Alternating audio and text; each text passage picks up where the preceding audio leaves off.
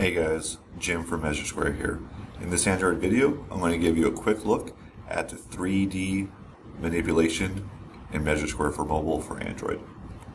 To start out, we already have our takeoff completed here. So I'm going to go to View at the top right, tap on 3D View, and now we'll have a 3D view of our whole diagram here. I can just use a single finger to manipulate this to get a better view or a better angle.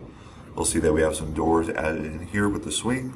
We see our products applied. We even see those cabinets and shelves that have been applied to some of the rooms. If you'd like to zoom in for a better view, we can just pinch to zoom and the opposite motion to zoom back out. This is a great way to show the customer a better visualization of their house when you're out at their location. I'll just hit back to back up. Now if we want to see a single room, we can just tap on a single room here. See it highlighted yellow, go back to view, go back to 3D view, and now we'll have just a 3D view of just that room itself. I'll tap back one more time, and I'll tap outside the room so that room is deselected. Now remember, if you do want to have this show up in the report, whichever view we have left the last viewing at, that will be how it looks on our PDF report that we can generate, which will be shown in a later video.